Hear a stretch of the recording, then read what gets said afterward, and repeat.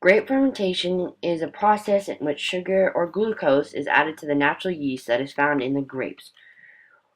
And then both of those are placed into a vat, and then the carbon dioxide and the ethanol are released because of the reaction that the sugar and the natural yeast created. The vineyards are important to South Tyrol and all of Italy because the vineyards are the source of the grapes that are then turned into wine through fermentation. Wine is a big part of culture in this area of Italy and all over Italy. It just brings people together and allows people to have conversation and bring people together over wine. And in this movie, Nick will talk about how he makes wine versus how other people make wine and the process of fermentation and basically fermentation all over.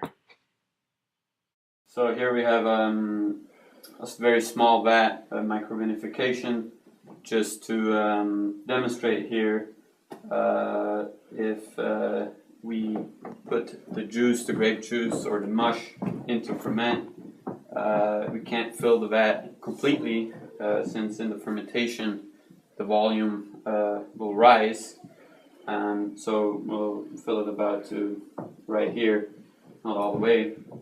And then during the fermentation, the yeast, the wine yeast, turn the sugar into ethanol, the drinking alcohol, and heat, and also CO2. Now the CO2 somehow has to escape, so we can't close the vat, otherwise it would explode. Pressure would be built up too much, and therefore we have these fermenters right here, which allow the CO2 to come out, but don't allow air to get in. Since air during the fermentation can be have a bad influence.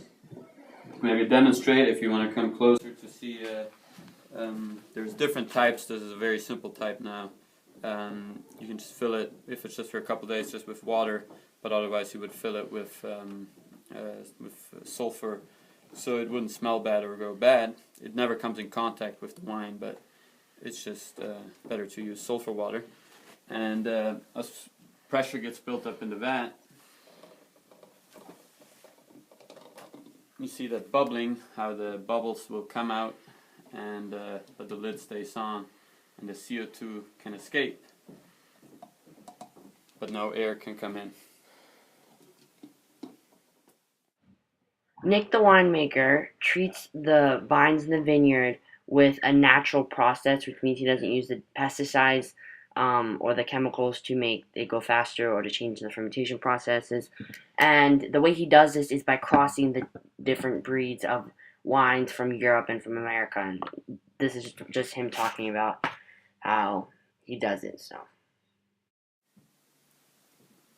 Okay, so I grow here at Brunenberg fungi-resistant varieties. The difference to those varieties is that I don't have to use any chemical applications throughout the season, and have therefore pretty much not contaminated grapes when I process them to wine. The difference is between the other varieties, that these are crosses between European vines and American vines. And the reason for that is two funguses mainly, which attack the European wine.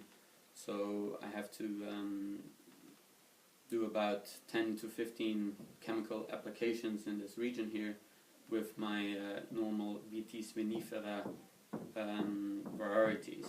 Now these new crossings create new flavors of wine, but I don't have to use any chemicals. The advantage of that for the fermentation is also that if I want to make a natural fermentation, meaning not adding any yeast, that the wild yeasts on the grape skin survive more, because pesticides and fungicides often kill the natural yeasts which are on the grapes. Nick has different types of grapes at Brunenberg. So does that mean that you treat them differently or ferment them differently based on what type of grape it is? So when I harvest my varieties, I treat each variety differently for which type of wine I want to make with it. And there is some varieties that are lighter, young, fresh wines, which really just go through the main alcoholic fermentation. Red wines, which start second fermentation, bacterial reduction from the apple acids to the smoother wine acid, and then it's really just clearing up and maybe filtering or not, depending on the wine, and can be pretty soon in May, June, so within 4 or 5 months from the harvest away in the bottle.